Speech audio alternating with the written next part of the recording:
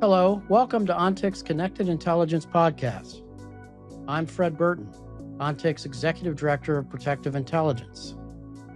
This podcast offers valuable insights and practical advice to help you navigate the complexities of modern corporate security shared by leaders and innovators in the field. Now, on to the discussion.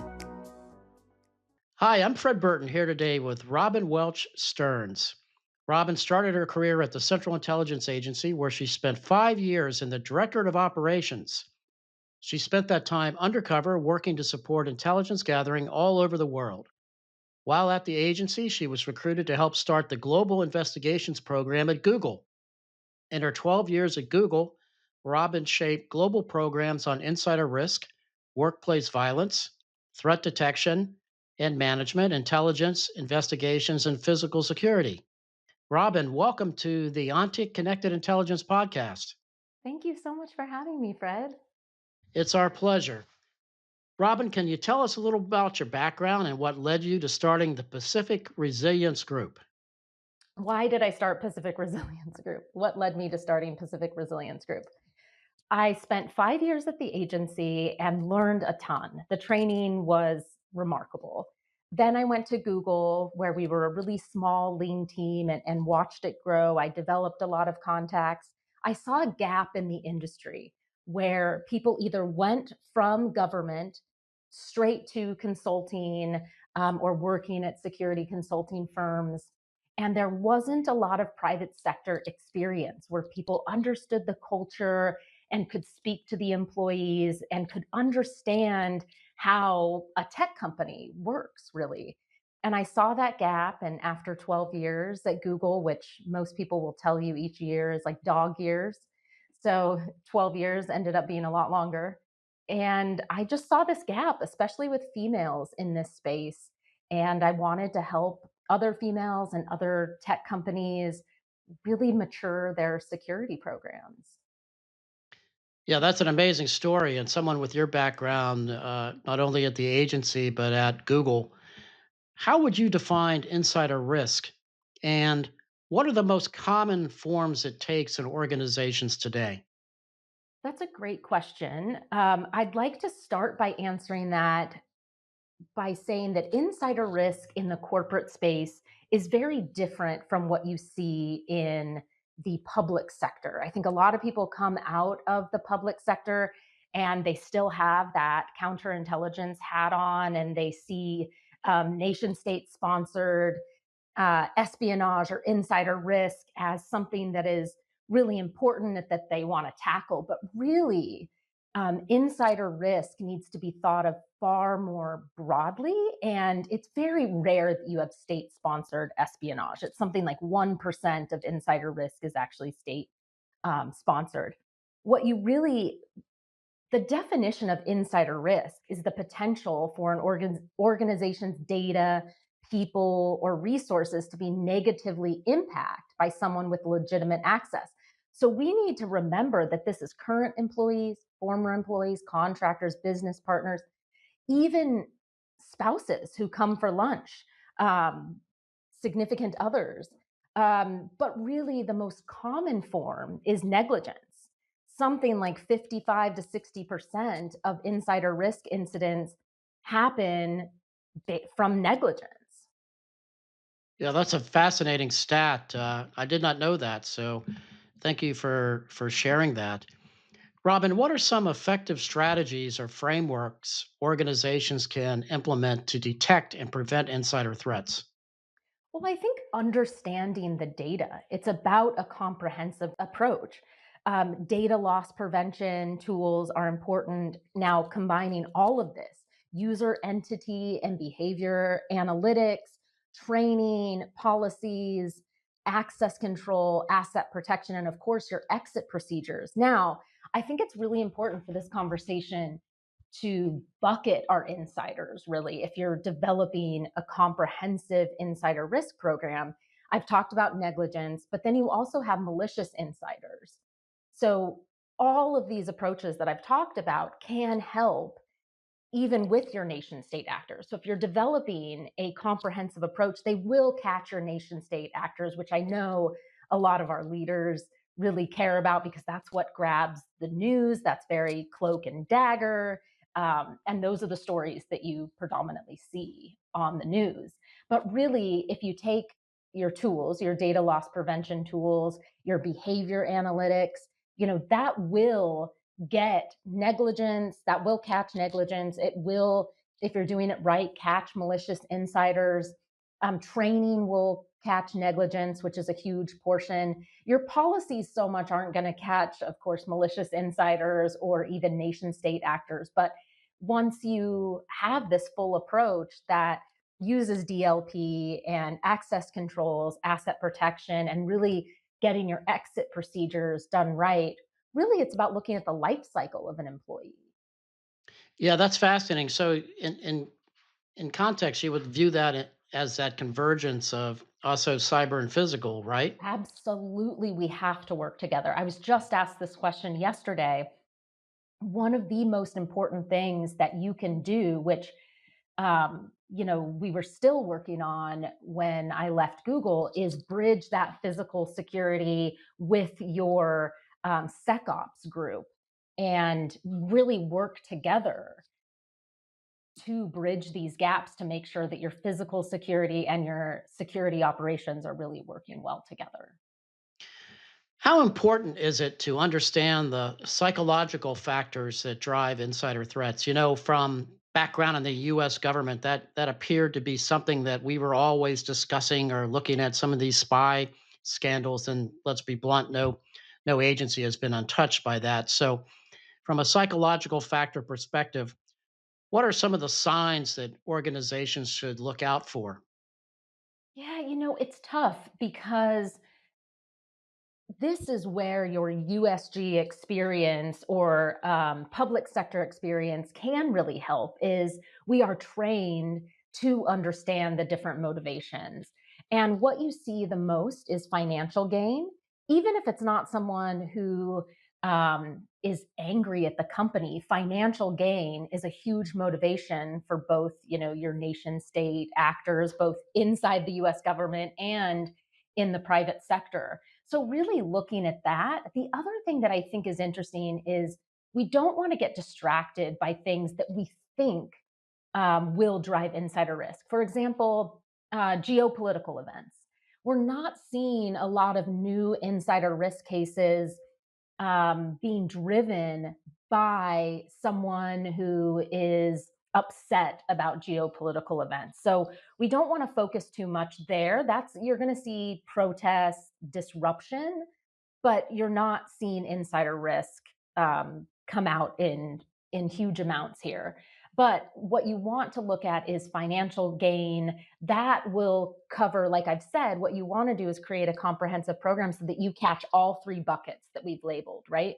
So financial gain touches everybody, really.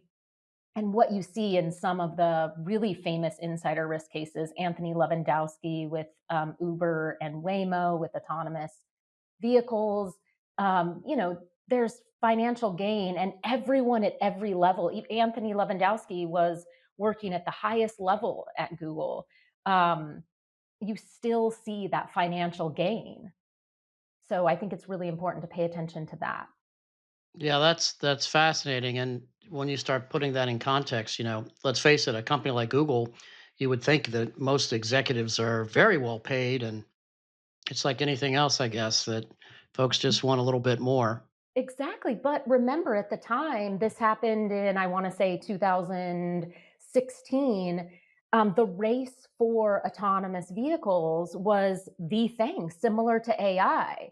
Now, the scarier part about AI and insider risk is the capital that's being put in. If you look at the VC investments, you are seeing sometimes a $100 million per employee being invested. That wasn't even close to what the autonomous vehicle race was doing. But you can think about how insider risk, and Google saw this last year, where there was an engineer who was working two jobs, similar to Anthony Lewandowski.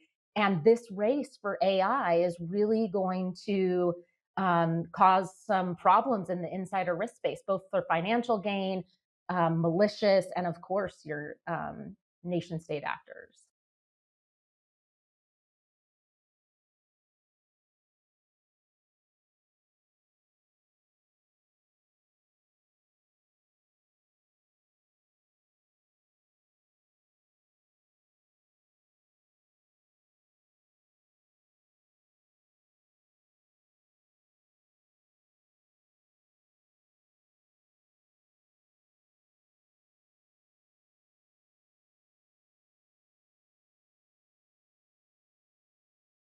Yeah, and you touched on something that I'd just love to know your opinion on this. Do you think there's a potential AI solution to insider risk? I I do and I don't. I think this could be my background speaking, but yes, I do think we need to incorporate AI and machine learning in insider risk far more than we do. We have to automate this stuff, right?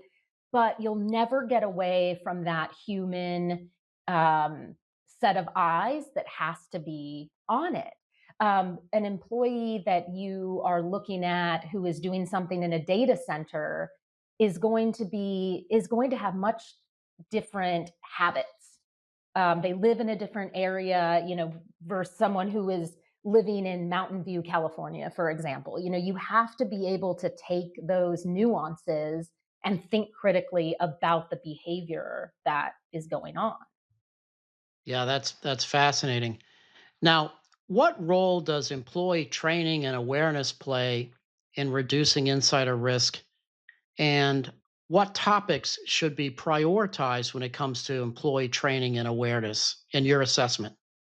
Good question. Look, if we need to build training around the metrics and around the data. So if we're seeing most cases are negligence, we need to train toward negligence.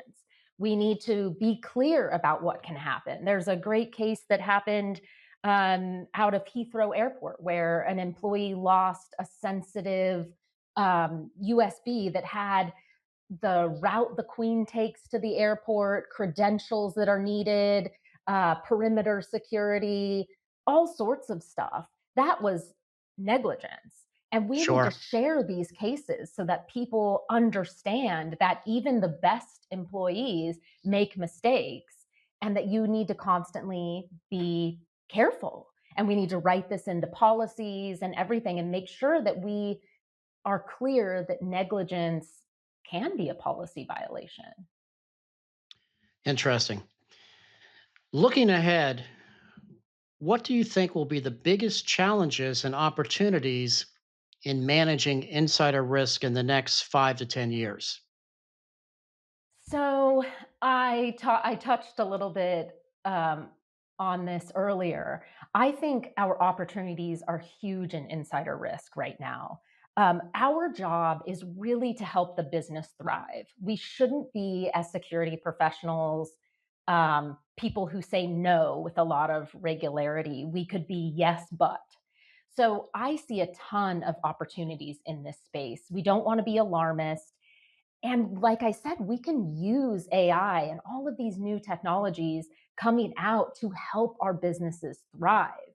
Now, we also need to understand what's going on around us. We need to understand the data and put resources where they matter. And this is going to happen fast in the next 4 to 5 years. Our challenges will be, the race to monetize AI and seeing how that shakes out. Will it continue to result in more AI companies popping up? And as these companies move fast, there's always been this tech mindset of move fast and break things. We have to keep up. We have to allow our business leaders to really run and try to win these races, but we have to keep up with them. And we have to make sure that we are going to be there and create policies and procedures that allow our businesses to be successful. And we can't allow these companies that we're working for to think of security as a fourth or fifth thought, which, as these companies are moving so fast and getting this funding, security is back of mind. But if we're positive leaders in the security world, we can get their attention and hopefully get their buy in. Yeah, that's very good advice.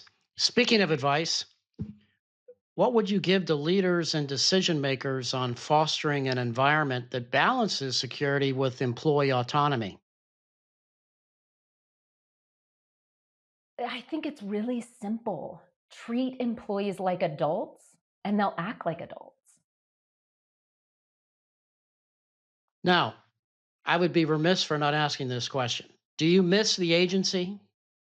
Oh, absolutely. There are a lot of things that I miss, but when you work at a place as special as CIA and you are given the privilege of walking across that seal every day that you all have seen in movies, there's a certain responsibility, but there's also a living history that you are so fortunate to be around every day. Um, Fred knows this, but I was lucky enough to sit next to the wonderful George Cave for many, many years. And Amazing career. amazing career. He retired before I was even born. So he was working there as a contractor, writing his memoirs. I was one of my trainers was Howard Bain, who I will never forget, got sat really close to me in training and said, okay, when you're going to, recruit someone and really make the pitch, touch them on the knee, really look them in the eye. And I was sitting this close from the Howard Bain.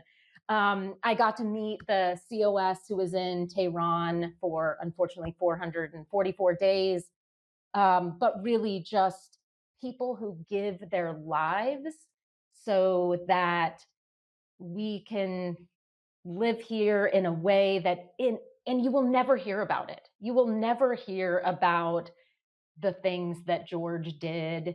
That he's. I certainly spent years with him, and I heard a lot. But there's stuff I will never know. There is stuff that the wonderful John Mullen has done that is just incredible, and has changed the course of the world, and we'll never hear about it. And that is just something that is really special.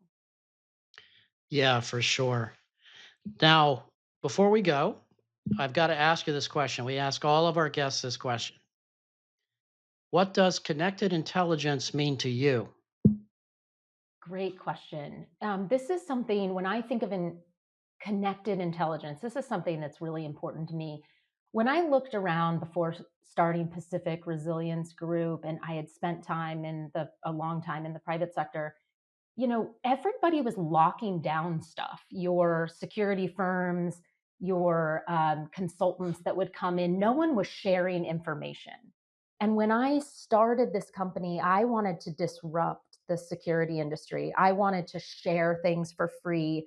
I wanted to really provide knowledge that we shouldn't be charging for, because at the end of the day, it's not an abstract concept that we're protecting people.